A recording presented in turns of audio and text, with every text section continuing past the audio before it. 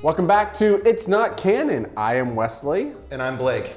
And I've been drinking a while. Last episode we ended saying we were going to create Drunk Trek, and I decided to just go all in. This is not fair because I have not been drinking. I'm sorry, man. But you know what that means? Yeah, I'm going to feel stupid. Well, I always feel stupid, so we're on the same level there. I'm stoked this week. Yeah. Because episode 4? Episode 4. Episode 4 was amazing, but even more so, I read the new book in like 2 days, and I couldn't put it down, and this is awesome. Do you want to start with The Last Best Hope or episode 4, Absolute Candor? I say we start with the episode. I know you're pumped to talk about the book, but just to keep the kind of format together. Well, the reason I want to talk about the book first is because the book has a lot to do with the episode. And you kind of got to understand some of the background. You don't have to because they go back and explain it in the episode. Yeah. But man, so many questions I thought were answered in the book. Anyway, let's jump into the episode. Episode first. We'll do episode. We meet the Romulan warrior nuns for the first time. And Eleanor. The Qowat Milat. The Qowat Milat, yeah. Something like that. Pretty awesome. It was awesome. I was kind of put off by it at first. It's because it's so different from anything we've seen before in the Romulans. But once they settle into it, it's like, wow, had a kind of like Old West vibe. Dude, Eleanor fighting when he decapitated the dude was insane. So evidently, the Qowat Milat are supposed to be like the best hand-to-hand combat fighters in the entire universe. Yeah. And it was awesome. Yeah, pretty interesting that it's all females. And, I guess pretty tragic for Eleanor that he can't ever really be one, even if he has all the skills, just because he's not a woman. But clearly setting up like a I was abandoned by my father thing between him and Picard, which, again, yeah, we'll get that in the book. And I think my favorite part was Rios, man. I love what's happening with him. I think he's going to end up being, I don't know the actor's name, but the actor who plays already the most different characters. Because every episode, another character or two pops up, right? So this time we had the hospitality program. We also had the tactical guy. Emmett. I called him Emmett. And because that's the only one that he likes. Yeah. Because and I was watching Ready Room, and he said that a couple more might pop up. Nice. So I'm loving the different dialects and just the different attitudes, the different personalities of each of these emergency holograms. It's really interesting to see how far holographic technology has come since Voyager. Oh yeah. With all the controls and everything. Yeah. Now, you didn't see the preview for the next one. No, I didn't. But in the next episode, it looks like as they're approaching Free Cloud, they start getting like spammed by ads, like on the bridge, and like these ads are like popping up in front of them. And to get them away, they got to like punch the ads and things. It's really kind of cool. But there are all these like holographic ads. Are we going to start doing that? As for our company? Just in general, is that how we're going to start pushing ads on people? We should. We run a digital agency and we run a lot of ads. So maybe that's what we can create. That's how we're going to get rich. Engage monitor. Come to Quark's. Quark's is fun. Come right now. Don't walk. Run! Oh, I love the part where my name rotates around. That's awesome. Love it. However to make money. I ordered a glass of prune juice from the replicator in the Defiance mess. This is what it came in. Come to Quark's. Quark's is fun. But yeah, Rios, I'm loving the ship. I'm loving the dynamic that's coming on the ship because, it was only supposed to be him and Picard. He didn't sign up to have this extra crew. So now he's got, what's the first officer's name? Raffi? God, my brain is not working. It's the beer. Beer. Raffi and Girardi and now Eleanor. And then obviously the big conclusion of the show with 7 of 9 popping up. Yeah. You owe me a ship, Picard. And we all expected her to show up. Yeah. But I guess I didn't expect that to happen. Yeah. So when she showed up at the end, I was clapping like I did the finale of Discovery Season 1 when the Enterprise showed up. I was like, I was so happy. Man, she hasn't aged a day. She really hasn't. It's crazy. She's been hot forever. It's true. I mean, I guess it makes sense in universe too. Although I will say Hugh has aged a bit. But I assume he's been through a lot more harsh shit than she has. That's true. Could be wrong. Don't really know what she's been through, but We'll find out. yeah, that was pretty great. The battle with the old school Dude, the bird of prey. TOS oh my bird of God. prey. So fun. That was insane. I like that for obviously I'm a big fan of starships in general. That's kind of one of the main reasons I watch anything. It's just I love spaceships, but which sounds like a really boneheaded thing to say, but I don't care. Really cool to see that, but also really cool the way that they're talking about warlords having filled in the power vacuum with like the retreat of the Federation. You know, just really interesting, and you can see it in the way it plays out in the episode, like these racial tensions between the Romulans and the humans on Vashti. Really, really like. It kind of takes it back to some of the vibe from TOS as well, when like it was originally pitched as Wagon Train to the Stars, you know, frontier stuff. So You're going to force me to get into the book. no, not yet. Okay. We'll hold off on the book. All right. Let's see what else about the episode. I know we talked about Girardi last time, and you had opinions, and we can delve more into her character once we talk about the book. But I thought it was fun where she was like trying and failing to flirt with Rios. Oh, you're reading. I won't, Be my guest. What's your book about? The existential pain of living with the consciousness of death and how it defines us as human beings. I am telling you, man, especially after reading the book and the way she flirts with Maddox in the book and the way she's flirting with Rios now, I am 100% convinced she's a Romulan spy, if not an actual Romulan. She might be just a human that was co-opted by Romulans, but there is a good case to be made that she might actually just be straight up Romulan. Okay, let's just jump into the book. Look, if you're on these Star Trek Facebook groups and boards and you're asking all these questions and throwing out all these theories and you haven't read the book, and by the way, there's also a lot of question about whether this is canon. CBS says this is canon. This book was released by CBS, not CVS.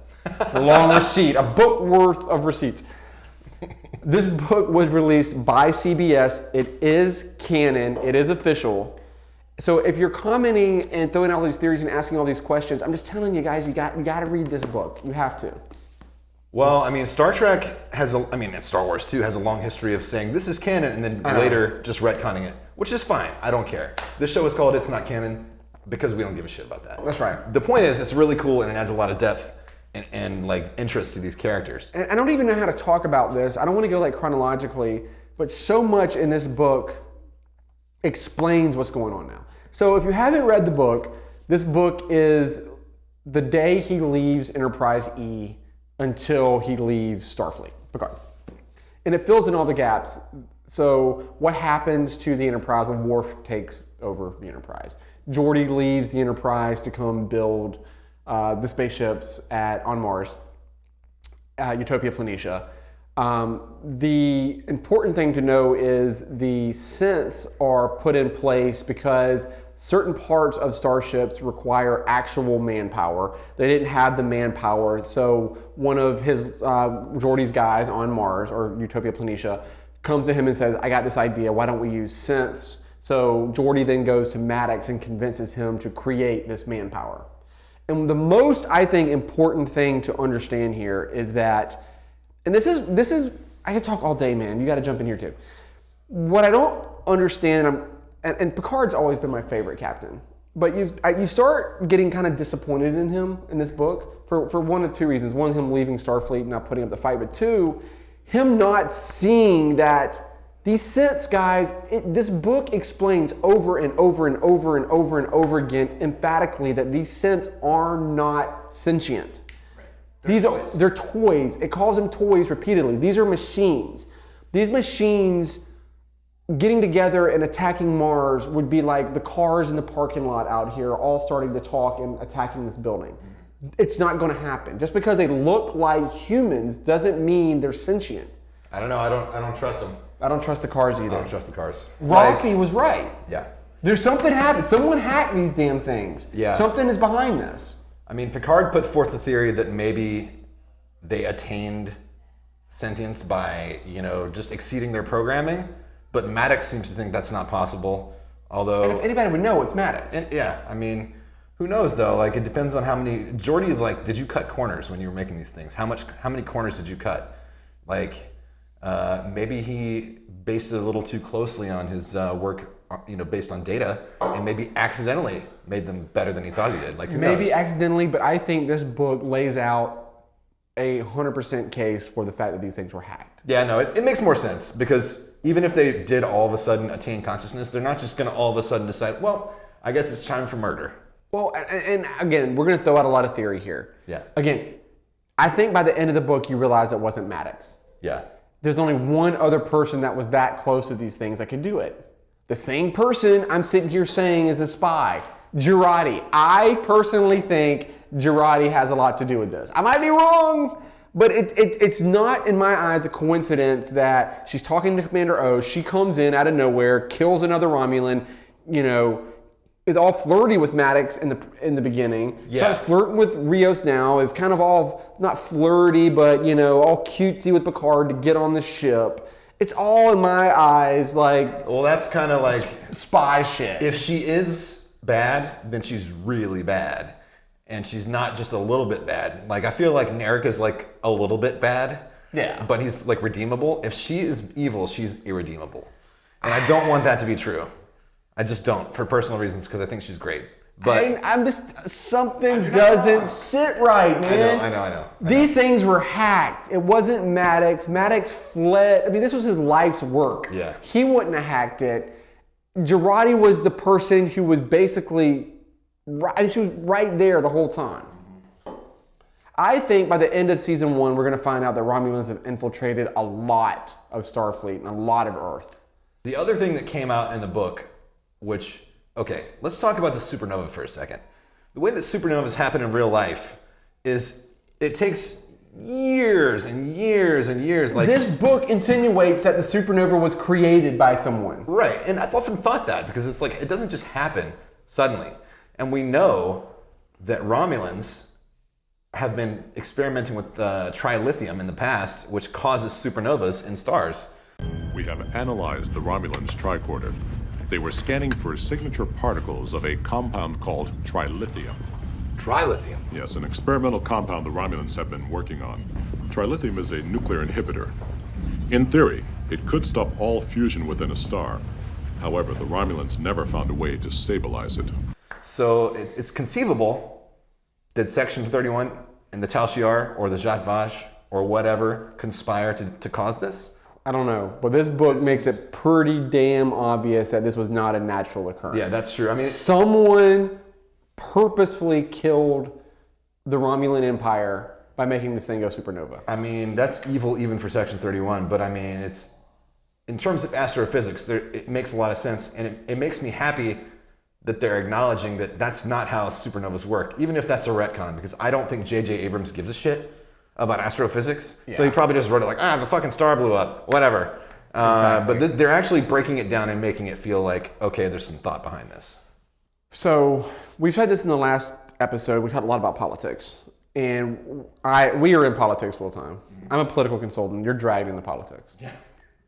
This book, in my opinion, is nothing but politics. This is a political book through and through, which makes, I believe, the entire series political through and through. So this argument that Star Trek isn't political, to me, is completely debunked at this point. Yeah. This book is fully about the battle within Starfleet, or within the Federation, I should say, within the Federation, on whether or not we should help. I say we, like we're part of. We are. We're going to be, right? Yeah. Every time I go to San Francisco, I get all excited, right? I'm like, hey, let's go see the headquarters. Whether or not the Federation is going to help, and at this point, Picard is truly a commentary on Donald Trump becoming president, the UK leaving the EU with Brexit. I mean, this is an us against them story. I wouldn't go so far as to call it an allegory, but what's happening in the story is definitely informed, and it's an exploration of xenophobia, the way that tribalism and populism can cause the fall of an empire like the Federation from within. What I really liked is, and also the way they symbolically represented today's world, is how like the flyover states were the ones that got really upset. And in this case, it's not flyover states, it's those smaller worlds. Right. Right? That aren't the big four. That aren't the big four. It's what are they doing for us? Right? And then also blue collar workers. It's not the blue collar workers, it's the shipbuilders. It's the people actually doing the manual labor that were getting all upset. Yeah. So this book and the way it sets up the series completely 100% is symbolic of what just happened in America. Honestly, this book, from a literary standpoint, I didn't think it was very good. Tie-in novels usually aren't. But for a tie-in novel, it was pretty good. Yeah, I mean, however, world building wise, this thing is vital. Vital. Because any of you motherfuckers out there who are talking about how like Starfleet would never do that because that's not what they stand for. But like this deals with how Starfleet became an organization, how the Federation became a group of planets and civilizations who would be willing to do that. Well, and we're seeing it right now. What I loved about it was it didn't just attack Republicans, no, like me. It laid out the argument of both sides through a character named Quest, and how she felt, and how these other worlds felt, and how people had to leave their lifelong work to go and help the enemy. And even what I really loved even was the whole argument of borders, right? Like they had, at some point are putting Romulans not just in the neutral zone, but in Federation space. So you then get the whole idea of immigration and the obvious issue that we've had with the border in Mexico here in America. You're right, like this wasn't some literary piece of art. Right. By any stretch of the imagination. I'm not saying that. No, yeah. What I'm saying is it answers not all. It answered to, in my eyes, 90% of the questions I had going into Picard. Yeah. It also lends weight to, remember last week we were talking about how Picard had become more of an asshole after Nemesis.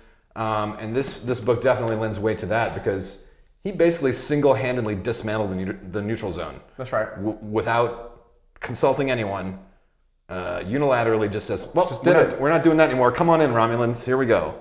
And to get back to episode 4, a lot of this is about Vashti, about how he relocated these Romulans there. And he did build a relationship with Elnor. So Elnor was, a young boy in this tribe of warrior nuns, and Picard was his only male figure.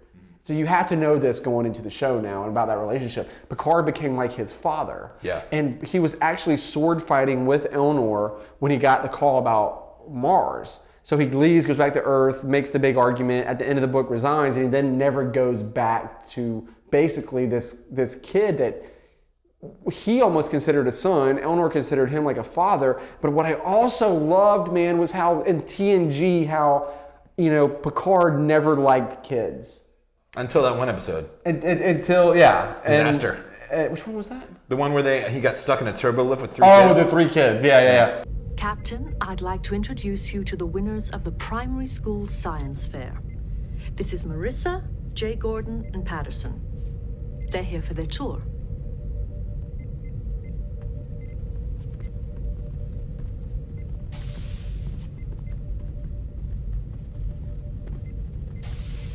I'm not sure who to feel sorry for, the captain or the kids.